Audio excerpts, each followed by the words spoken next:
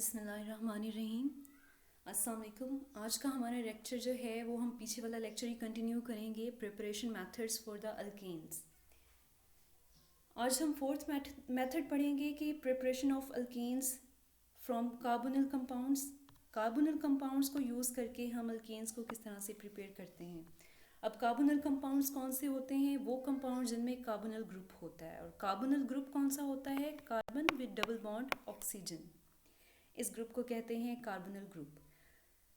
अब carbonyl compounds कौन कौन से होते हैं? Aldehydes and ketones. अब दो मेथड्स हैं इसके लिए। First one is Clemmensen method, second one is Wolff Kishner's method. Clemmensen method कौन सा है? ये इसमें हम कीटोन को कन्वर्ट करते हैं अल्केन्स में by using zinc amalgam and hydrochloric acid. Zinc amalgam क्या होता है? Zinc plus mercury. मरकरी के लिए हम अमलगम का वर्ड यूज़ करते हैं। जिंक अमलगम को और हाइड्रोक्लोरिक एसिड को हम यूज़ करते हैं कीटोन को अल्केन में कन्वर्ट करने के लिए, और इस मेथड को कहते हैं क्लेमेंजन मेथड। वोल्फ-किशनर रिएक्शन कौन सा होता है? इसमें हम एल्डिहाइड को कन्वर्ट करते हैं अल्केन्स में by using the hydrazine in the presence of KOH। Hydrazine को यूज़ करते हैं in the presence of KOH और हम एल्डिहाइड को कन्वर्ट करते हैं अल्केन्स में। अब हम रिएक्शन देखेंगे। फर्स्ट है हमारा क्लेमेंजन वाला, सेकेंड है हमारा वोल्फ-किशनर वाला। क्लेमेंजन देखते हैं कि आपके पास कीटोन है और आप उसकी हाइड्रोजिनेशन करवा रहे हैं या रिडक्शन करवा रहे हैं। रिडक्शन क्या होता है? Addition of hydrogen. आप उसकी रिडक्शन करवा रहे हैं in the presence of zinc amalgam और हाइड्रोजन क्लोराइड या HCl। तो रिडक्शन किस जगह की या किस चीज़ की होनी है? रिडक्शन होनी है कार्बोनिल ग्रुप की। कार्बोनिल ग्रुप में जो कार्बन प्रेजेंट है उसकी रिडक्शन होगी, यानी हाइड्रोजन ने जाके उस पे अटैक करना है, उसके साथ अटैच होना है। अब दो हाइड्रोजन जो हैं, 4 हाइड्रोजन अगर हम लेंगे तो 2 हाइड्रोजन कार्बन के साथ अटैच हो जाएंगी और 2 हाइड्रोजन जो हैं वो ऑक्सीजन के साथ अटैच हो जाएंगी। तो आपके पास प्रोपेन बन रही है और साथ में वाटर बन रहा है। ये मेथड होता है क्लेमेंजन मेथड। नेक्स्ट है आपका वोल्फ-किशनर्स रिएक्शन। इसमें आप हाइड्राजीन यूज़ करते हैं और पोटेशियम हाइड्रोक्साइड यूज़ करते हैं और आप हीट अप करते हैं इसे 200 डिग्री सेंटीग्रेड तक, और एल्डिहाइड जो है उसकी रिडक्शन करवाते हैं और वो कन्वर्ट हो जाता है अल्केन्स में। इसमें क्या होना है? इसमें भी सेम रिडक्शन ही होनी है, कार्बोनिल ग्रुप की ही, और वही आपकी प्रोडक्ट्स बनेंगी। 2 हाइड्रोजन जो हैं वो कार्बन के साथ लग जाएंगे, 2 हाइड्रोजन ऑक्सीजन के साथ लग जाएंगे और आपके पास अल्केन और वाटर जो है वो ऑब्टेन हो जाएगा।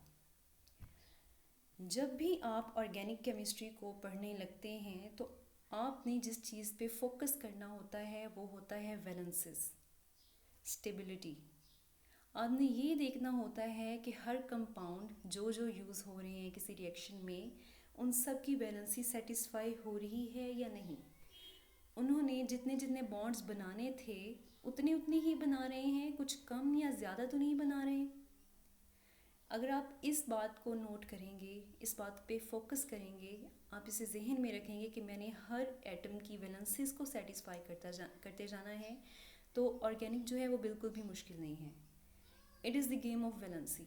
आप बस वैलेंसीज पूरी करते जाएं, आपके रिएक्शंस जो हैं वो होते जाएंगी और आपको पता चलता जाएगा कि एक रिएक्टेंट जो है वो प्रोडक्ट में किस तरह से कन्वर्ट होगा और वो किस प्रोडक्ट में कन्वर्ट होगा और उसने किसके साथ अटैच होना है। ये सब आपको किस चीज़ से पता चलेगा? ये आपको पता चलेगा उनकी वैलेंसीज से।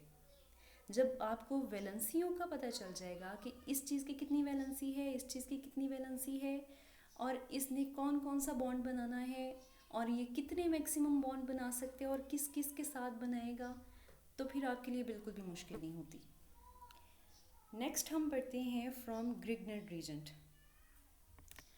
अल्केन्स को प्रिपेयर करने का एक और भी मेथड है ग्रिग्नर रीजेंट्स यूज़ करके। अब ग्रिग्नर रीजेंट्स क्या होते हैं?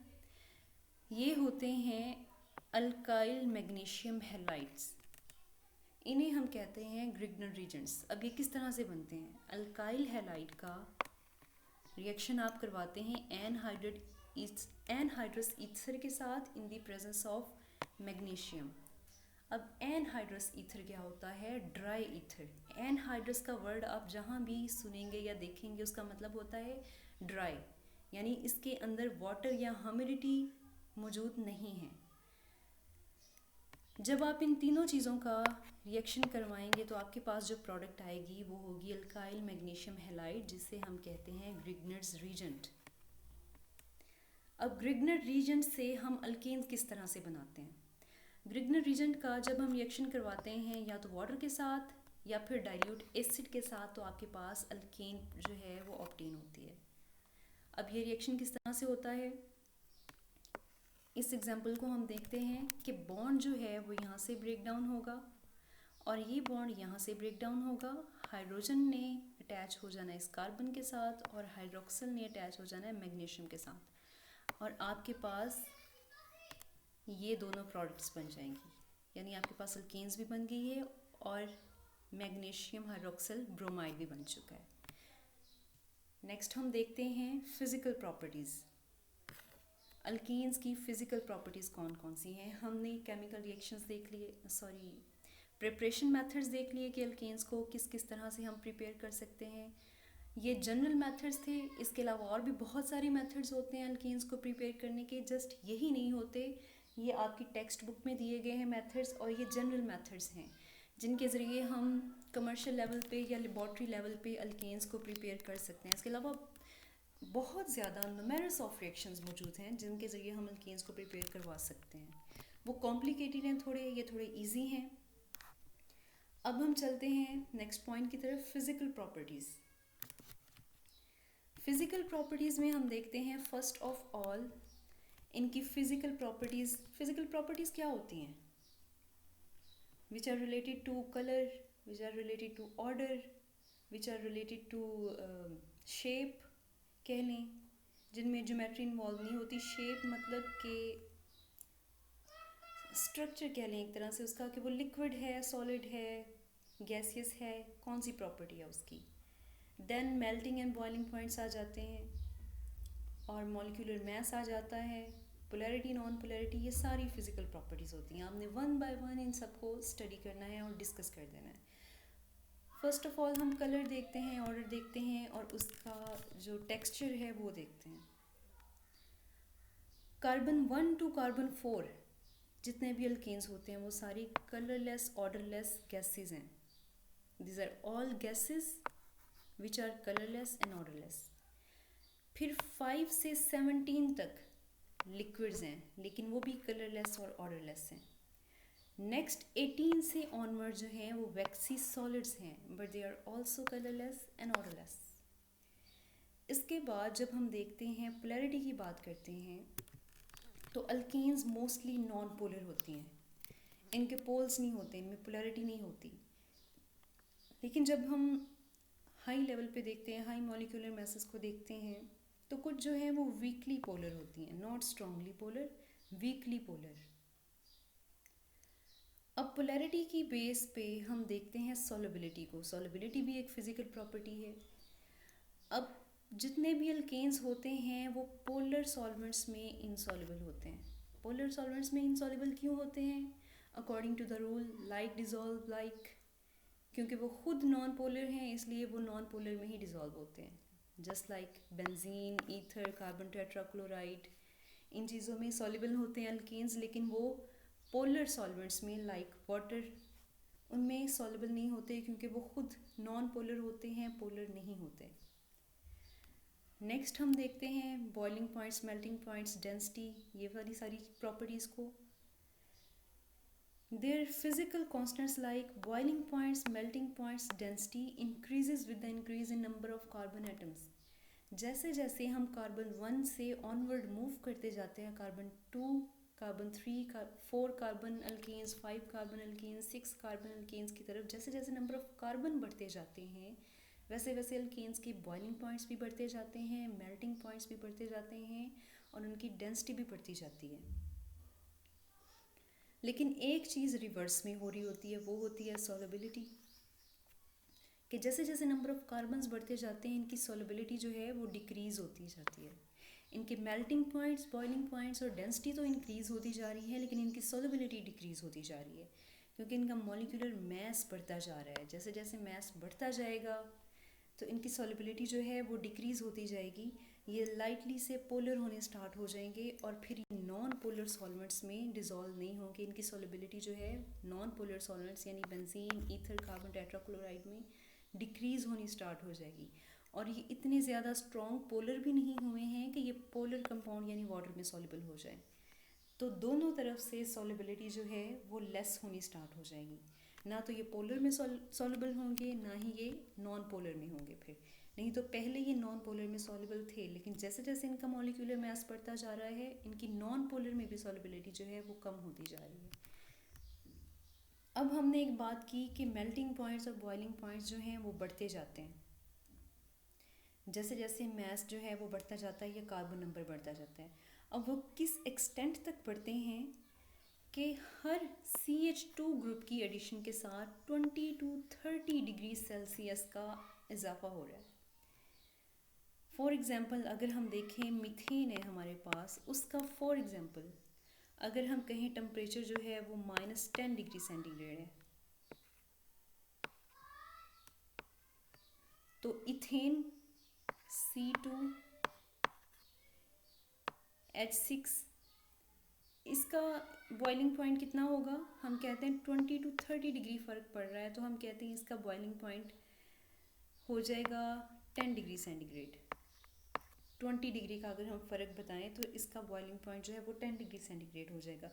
अब ये 10 डिग्री सेंटीग्रेड सिर्फ एक CH2 ग्रुप की एडिशन से हो रहा है। इसमें एक C था, इसमें 2 C आ गए हैं और साथ में 2 हाइड्रोजन यानी CH2 ग्रुप की एडिशन हो चुकी है। नेक्स्ट हम देखते हैं कि इसके स्ट्रक्चर का क्या इफ़ेक्ट पड़ रहा है बॉइलिंग पॉइंट पे।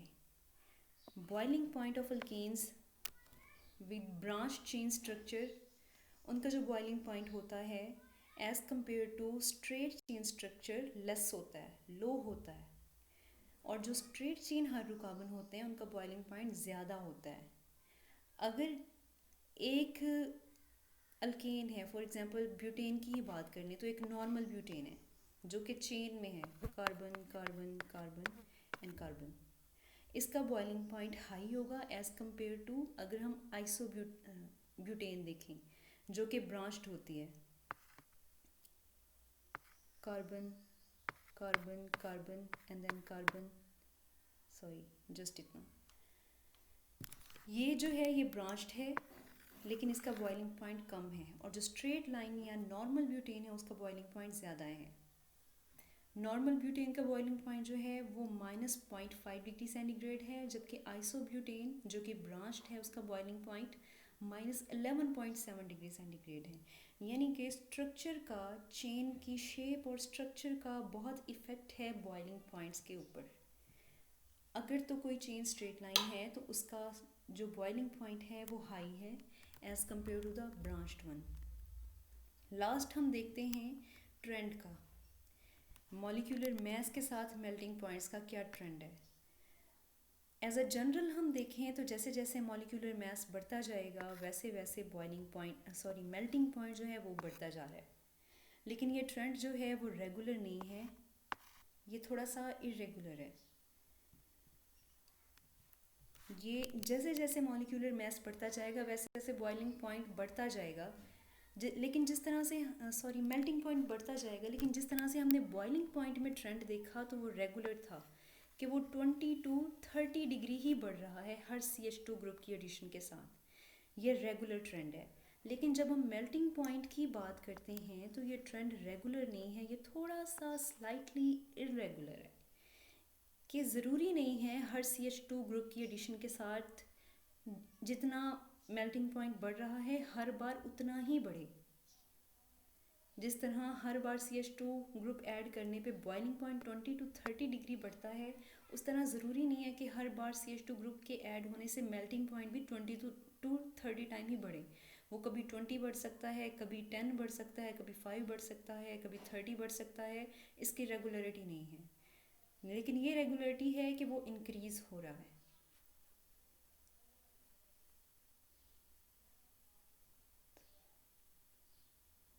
नेक्स्ट हम देखते हैं रिएक्टिविटी ऑफ अल्केन्स। अल्केन्स जो होते हैं, as I said it earlier, के वो पैराफिन्स उन्हें हम कहते हैं। और पैराफिन्स हम क्यों उन्हें कहते हैं? क्योंकि बाकी हाइड्रोकार्बन जो हैं एलिफेटिक हाइड्रोकार्बन, उनकी निस्बत इनकी अफिनिटी कम होती है, ये कम रिएक्शंस परफॉर्म करते हैं। Under ordinary conditions these are inert toward acids, alkalis, oxidizing and reducing agents. Certain या ऑर्डिनरी या रूम टेम्परेचर पे या नॉर्मल कंडीशंस पे ये ना तो एसिड के साथ रिएक्शन करवाते हैं, ना ही अल्कलीज के साथ, ना ऑक्सीडाइजिंग रिएक्शन देते हैं, ना ही रिड्यूसिंग एजेंट्स की मौजूदगी में कोई रिएक्शन शो करते हैं। लेकिन जब हम इन्हें सूटेबल कंडीशंस प्रोवाइड करते हैं, हम टेम्परेचर प्रोवाइड कर देते हैं, प्रेशर अप्लाई कर दें या कोई कैटलिस्ट ऐड कर दें या कोई कुछ भी कर दें, कोई भी ऐसा सूटेबल इन्वायरमेंट प्रोवाइड कर दें, तो ये दो तरह के रिएक्शंस हमें देंगे। पहला तो देंगे सब्स्टिट्यूशन रिएक्शन, और सेकंड थर्मल रिएक्शन या कैटालाइटिक रिएक्शन देंगे। सब्स्टिट्यूशन रिएक्शन क्या होता है कि एक चीज़ जो कंपाउंड में ऑलरेडी मौजूद है, फॉर एग्जांपल CH4 है, इस कंपाउंड में एक कार्बन है और 4 हाइड्रोजन है, इसने किसी और चीज़ के साथ रिएक्शन तभी करना है, इसने किसी और चीज़ को अपने अंदर तभी ऐड करना है। फॉर एग्जांपल अगर हम HCl के साथ इसका रिएक्शन देखें, इसने किसी चीज़ को अपने अंदर तभी ऐड करना है जब ये अपने अंदर मौजूद किसी चीज़ को बाहर निकाल दे। क्योंकि हमने पढ़ा था अल्केन्स सैचुरेटेड होते हैं, इनमें जो कार्बन होती है वो अपने चारों बॉन्ड जो है या उसकी जो वैलेंसी होती है वो सेटिस्फाई होती है सिंगल बॉन्ड्स बना के। उसने चारों बॉन्ड सिंगल सिंगल बनाए होते हैं, सिंगल सिंगल डिफरेंट एटम्स के साथ भी सिंगल बॉन्ड बना सकती है, और कार्बन का दूसरे कार्बन के साथ यानी अपने एटम्स के साथ कार्बन के साथ भी वो सिंगल बॉन्ड बना सकते हैं। तो इसकी तो वैलेंसी ऑलरेडी सेटिस्फाई है, ये तो ऑलरेडी स्टेबल है, इसे तो ज़रूरत ही नहीं है। जैसे है कि एक घर है, घर में 4 बेडरूम्स हैं, उन चारों रूम्स में 4 लोग रहते हैं। अब आप चाहते हैं कि मैं 5वां बंदा भी ले आऊँ। अब वो 5वां बंदा कब आएगा, कैसे आएगा? वो कोई किसी बंदे के साथ रूम शेयर भी नहीं करेगा, ना ही कोई और उसके साथ शेयर करेगा, क्योंकि वो रूम ही इतने हैं, सिर्फ एक बंदा ही रह सकता है। अब आप ये भी चाहते हैं कि वो 5वां बंदा आ जाए, तो आपको 5वां बंदा लाने के लिए क्या करना पड़ेगा कि पहले जो 4 बंदे थे उनमें से किसी को धक्का दे के बाहर निकालना पड़ेगा, भी जाओ तुम ढूंढ लो अपना घर, और मैंने तो इसे रखना है अपने घर में। तो इस तरह से अल्केन्स जो हैं वो सब्स्टिट्यूशन रिएक्शन करते हैं कि वो सब्स्टिट्यूट कर देते हैं किसी एटम को, एक्सचेंज कर देते हैं किसी एटम को किसी दूसरे के साथ। अब थर्मल रिएक्शंस कौन से होते हैं? जिसमें आप थर्मल एनर्जी प्रोवाइड करते हैं, आप हीट अप करते हैं। हीट अप आप किस तरह करेंगे? हीट अप करने का रिएक्शन क्या होगा कि आपके पास मीथेन की ही अगेन एग्जांपल ले लेते हैं, CH4, ये तो ऑलरेडी स्टेबल है, चारों बॉन्ड्स भी बने हुए हैं, वो बॉन्ड तोड़ने पे रजामंद भी नहीं है, लेकिन आप उसे एनर्जी दे ही जा रहे हैं, थर्मल एनर्जी, हीट अप करी जा रहे हैं।